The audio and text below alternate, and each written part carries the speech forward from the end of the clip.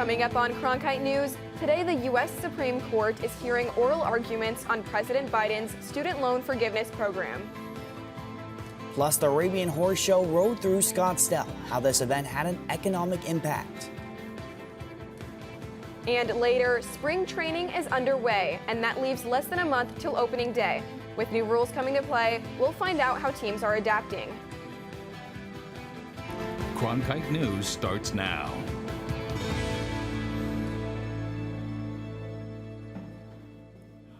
Good evening and welcome to Cronkite News on Arizona PBS. I'm Maria Staubs. And I'm Connor McGill. Thank you for joining us. Today, the Supreme Court is hearing oral arguments challenging President Joe Biden's student loan debt forgiveness program. Although the Supreme Court won't make a decision for months, Cronkite News reporter Valeria Rodriguez tells us how some students are already looking at how it can impact their bank account. For up to 43 million students will benefit from President Joe Biden's loan forgiveness program. For many students like here at Arizona State University, they say the money is good for the economy overall. Eligible student loan borrowers could see up to $20,000 of their debt being canceled, depending on the outcome of today's arguments.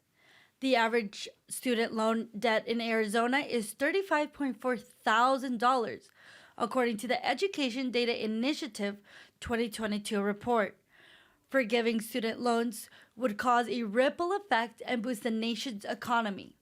Jose Patino, an Arizona activist, reacts. Additionally, we know that when people have more income, have more flexibility, they buy more homes, they able to make purchases. So therefore, it's going to increase our economy. So for us, we overall think that there has to be a process created that is easy for students, as well as for the government to be able to remove this burden. At issue in at least one case filed by 6 Republican-led states is whether the Department of Education has a legal authority to forget the debt. In a rally last night before the Supreme Court, students and educational leaders argued that the rights of students need to be considered. It is always a student's right to learn. Always. For 5,000 years, we have fought for that right, that fundamental right, and we will not give up now.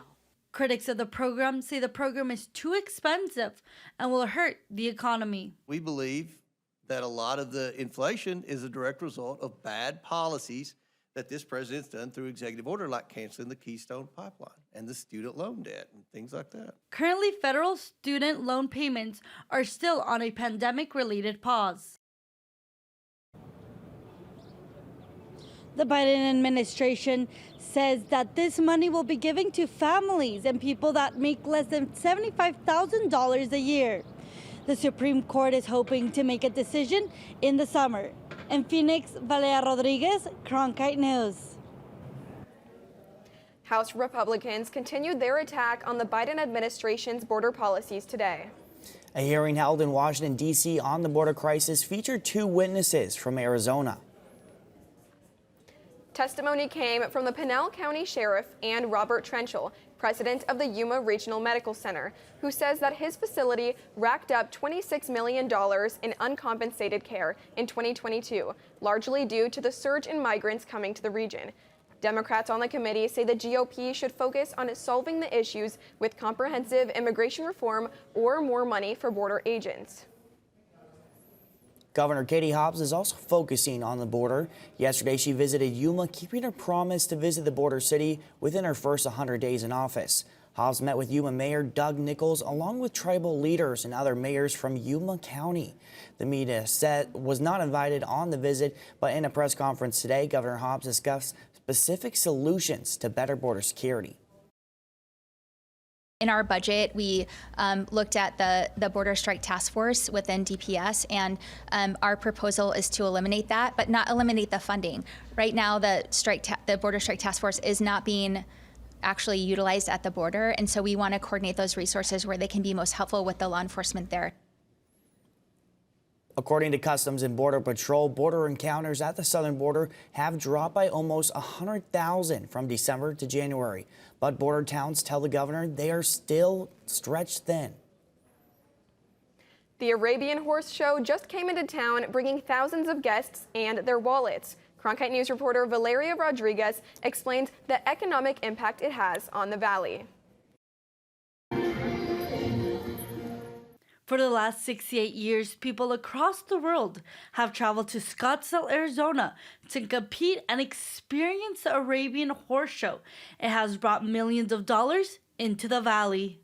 Executive Director Terrell O'Shea explains the attraction of Arabian horses. Arabian horses are known as the collector horse. They're the most versatile horse in the world. So they can do everything from trail rides to competing in these high-end classes. So the range for the Arabian is huge. The price of an Arabian horse ranged from $5,000 to $30,000, depending on the age and bloodline. The cost to participate in this competition could be an upwards of $10,000. There is also a shopping expo available through the duration of the show, in which new businesses join each year.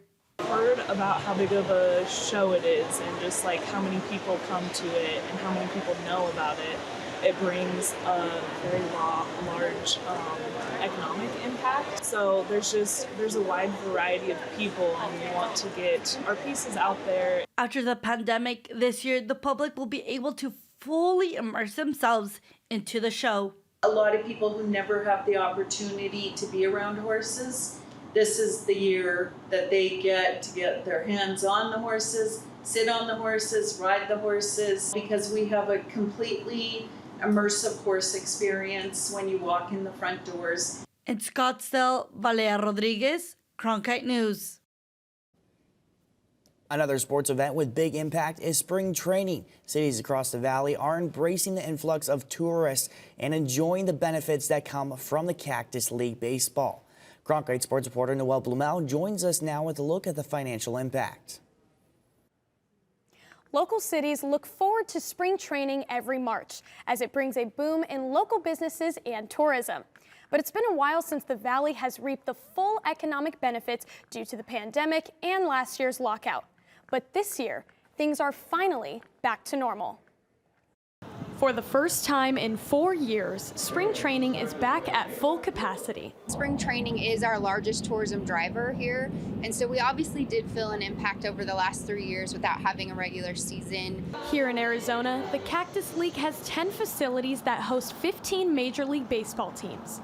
The league draws in more than 1.7 million fans annually and generated an estimated $640 million in economic impact, according to the last study done in 2018.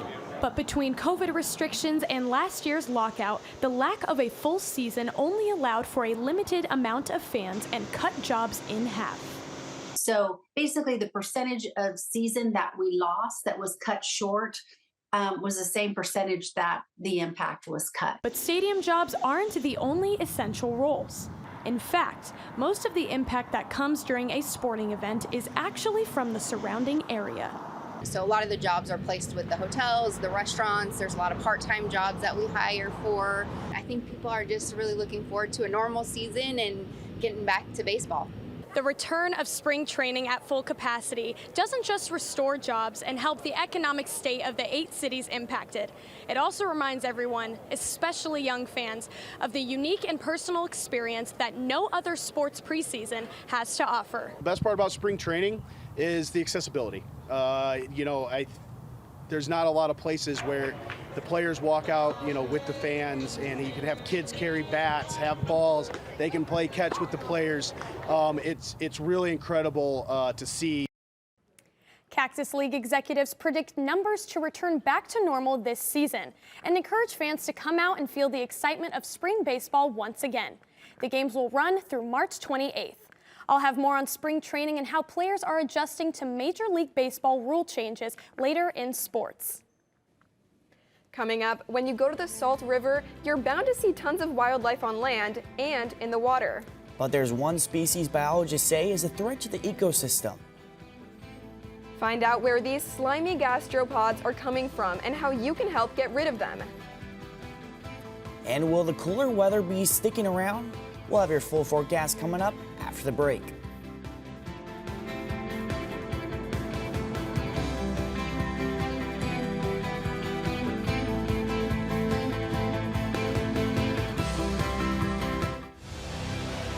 now streaming on the PBS app. The definitive collection of documentaries from award-winning filmmaker Ken Burns. Hemingway, the man, is much more interesting than the myth. It is a story that Americans have to reckon with. He's got my job. I'm the champ. Discover over 40 groundbreaking films that bring our history to life. Stream the Ken Burns collection now with Passport on the PBS app.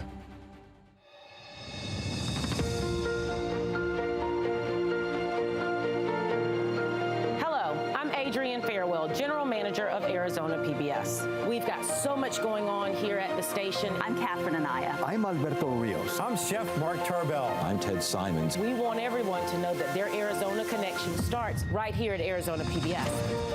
For over the past 60 years, Arizona PBS has told incredible stories of Arizona's distinctive people. We got to start being more vulnerable with each other. What I love most about being a Latina woman is the passion and drive that I feel. Beautiful landscapes and treasured history. We're doing something that benefits the community. Good evening and welcome to Horizonte. Welcome to Check Please, Arizona. Welcome to the U.S. Senate debate. The recipient of the Emmy is Arizona PBS.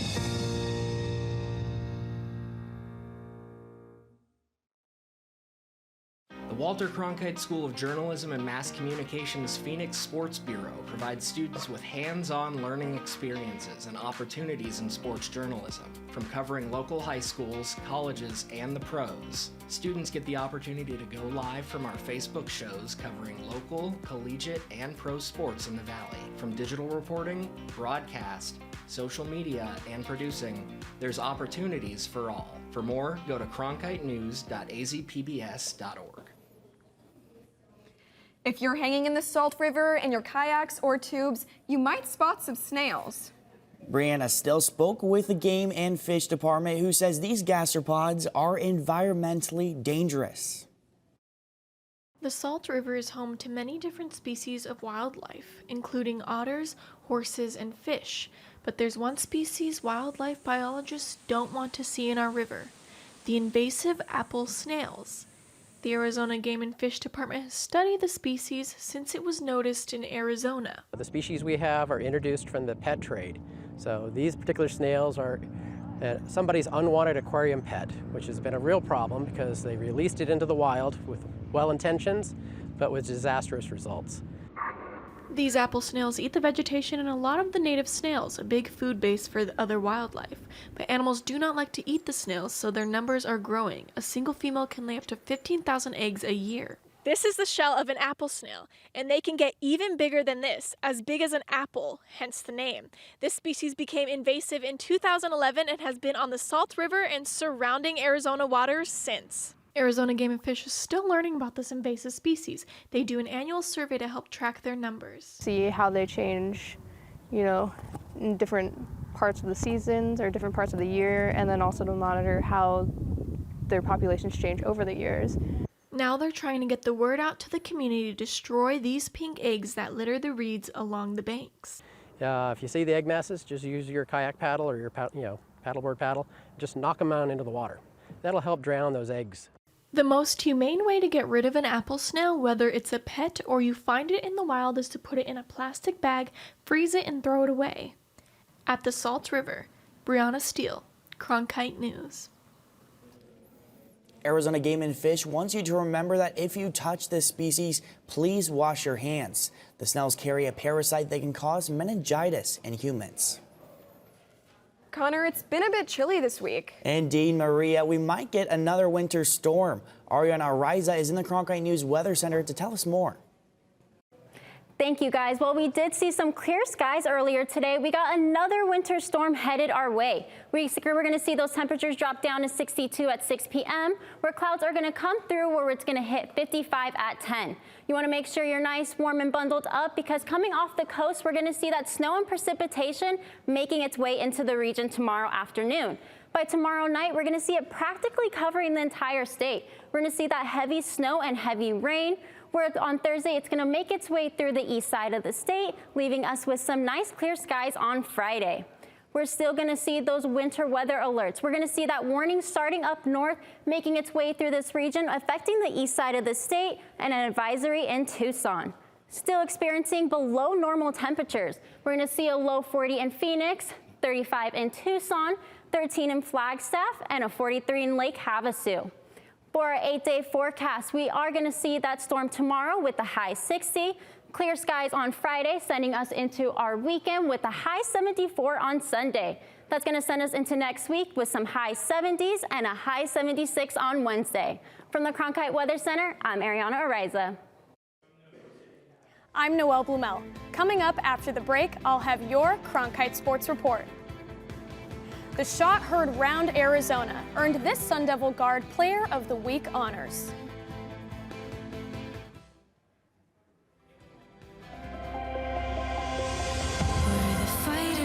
We tell ourselves stories as a nation. These stories need to be highlighted, they need to be explored. We're the dreamers. How serious is America's commitment to looking at its history? How can we learn from the past?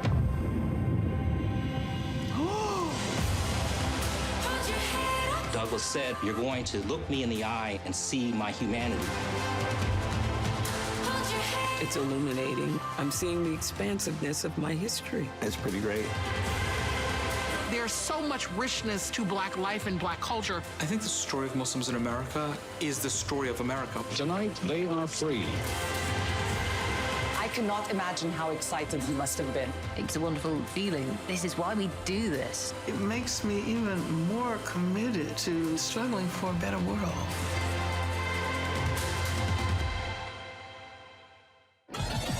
Welcome. How utterly charming. Are you ready to get it going? How does an English fan come to be Italian Riviera? A fresh start. Can I trust you? Are you ready for the show? You can't be afraid to show them what you've got, what you want. Are we having a party? Of course, the more the merrier. I love this place. It's my home now. Trouble in paradise. I can't do it on my own. This is revenge. There are consequences. Be careful. Nothing like this. Nothing like this. Oh.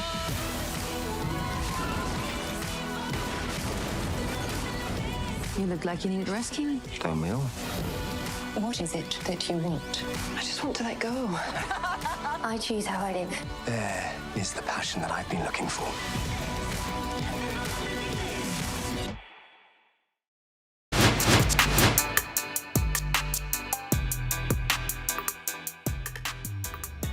Welcome to the Cronkite Sports Report. I'm Noelle Blumel. In 2023, Major League Baseball will introduce 3 major rule changes to the sport: a ban of the shift, larger bases, and the addition of a pitch clock. Cronkite Sports reporter Matt Venezia takes us to Surprise, Arizona to hear how the Kansas City Royals feel about the new rules. Several rule changes are being implemented this season, and the Kansas City Royals, like all the other teams in baseball, are expecting there to be a learning curve. I think it's going to be chaos at the beginning, to be honest. I mean, for me too. I mean, just the enforcement, the clock's quicker now. Seems like they're taking some time off of the instant replay. The 3 major rule changes include a shift ban, larger bases, and a pitch clock. Whether this is a good thing or bad thing for baseball will depend on who you ask. There's going to be balls that were caught before by the shallow right fielder, second baseman playing out there, that are going to get through. So hopefully it promotes more offense. From the other side of it, it'll promote athleticism in the infield, because you got to make plays, and I think that'll suit us well. I think if you're into baseball, ghost runner on second and extra inning. I don't know how many extra inning games we went into last year, but I don't think that's going to really get more fans to come in. I think just playing the game how it's always been played is, I feel like, how we should do it. Opinions on the different rule changes seem to be all over the place here with the Royals, but one thing's for certain, that the minor league players here in Surprise at the spring training facility have at least played under all the different rules since 2021, when they were implemented into minor league baseball. On the other side, the veterans here with the Royals, who have not yet played under these circumstances, are just going to have to learn to adapt to this ever-changing game. As the game evolves, you got to evolve with it, because if not, you're you'll get exposed and you'll be out the game. And the game is only getting younger. Guys are throwing harder, getting better, faster. So you just got to adjust to it, you know, and you just got to get better as the game gets better. Opening day is just under a month away, which means there's time to get adjusted with spring training games starting up. There's really going to only be one way to learn it, is when you put your feet to the fire out there and figure it out. And guys get on base, the timer's going to be tough for the pitchers. There's going to be violations of it, I'm pretty sure, going early. Time will tell if the rules tested in minor league ball will stay in the big leagues or if they'll get sent down and forgotten about. In Surprise, Matt Venezia, Cronkite News. These new rules might be here to stay as Major League Baseball tries to stay relevant among younger audiences. The league has always been reluctant to change, but as Cronkite sports reporter Ana de la Cruz tells us, keeping the fan base happy is more important than sticking to rigid tradition. Major League Baseball added for the 2023 season didn't come from demanding players or owners. Instead, the league decided to listen to fans. I think going to make for an interesting start to the season. We listened carefully to our fans on this topic over a long period of time. We think the changes are going to produce a crisp, exciting game. Baseball enthusiasts have been asking MLB for a faster game, more action, and getting rid of those things coming in between. For example, batting averages have fallen to .243, the lowest it's been in 54 years. Banning the defensive shift will help put more balls in play. And the bigger bases will allow for players to not only steal more bases, but to avoid injuries as well. But the time of play is the biggest driver of change, which the pitch clock is sure to help speed up the game. It's really not about changing the game. It's about making sure that we put the very best form of baseball on the field. Major League Baseball is known for keeping its traditions alive. This year, MLB will be implementing 3 new rules into the game. Those are banning the shift, a pitch clock, and bigger bases. It'll be interesting to see how these rules play out throughout the year, as they are only supposed to help advance the game. I like the pitch clock. I owned season tickets for a long time, and the games would last over 3 hours. And the pitch clock prevents a lot of wastage of time. Fans are optimistic about the change being made to the game. In Glendale, Ana de la Cruz, Cronkite Sports. It's no surprise who won Pac-12 Player of the Week honors. We'll give you one guess. He nailed a major buzzer beater over the weekend. Desmond Cambridge Jr. nailed a 55-foot three-pointer to secure ASU's victory over ranked Arizona. Cambridge Jr. received Pac-12 Player of the Week for his outstanding performance on the court. The guard is now the 4th Sun Devil to be named Pac-12 Player of the Week 3 times in a season. ASU takes on 4th-ranked UCLA on Thursday. That's it for your Cronkite Sports Report. Let's send it back to the desk.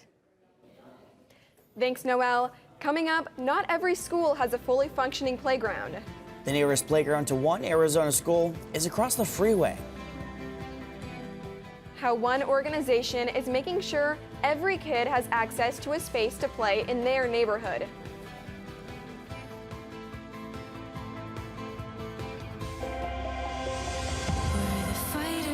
We tell ourselves stories as a nation. These stories need to be highlighted, they need to be explored. We're the dreamers. How serious is America's commitment to looking at its history?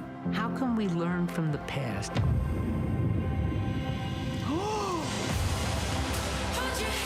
Douglas said, you're going to look me in the eye and see my humanity. It's illuminating. I'm seeing the expansiveness of my history. It's pretty great. There's so much richness to Black life and Black culture. I think the story of Muslims in America is the story of America. Tonight, they are free. I cannot imagine how excited he must have been. It's a wonderful feeling. This is why we do this. It makes me even more committed to struggling for a better world.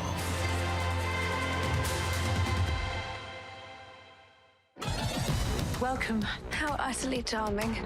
Are you ready to get it going? How does an English fan come to be Italian Riviera? A fresh start. Can I trust you? Are you ready for the show? You can't be afraid to show them what you've got, what you want. Are we having a party? Of course, the more the merrier. I love this place. It's my home now. Trouble in paradise. I can't do it on my own. This is revenge. There are consequences. Be careful. Nothing like this. Nothing like this.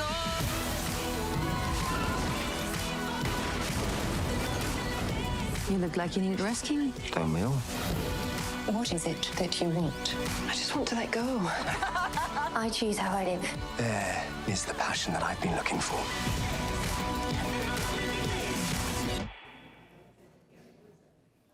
Playgrounds are essential during childhood when it comes to creating lasting memories and skills. One organization is helping Arizona schools provide playgrounds for kids who may not have easy access to swings and slides. Loma Linda Elementary School in the Creighton School District only had a basketball court and a field to play on during recess.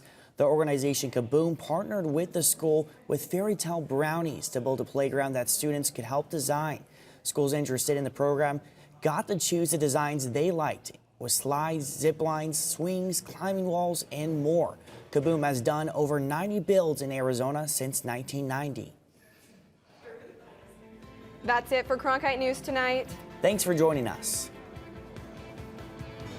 For top Arizona stories anytime, go to cronkitenews.azpbs.org.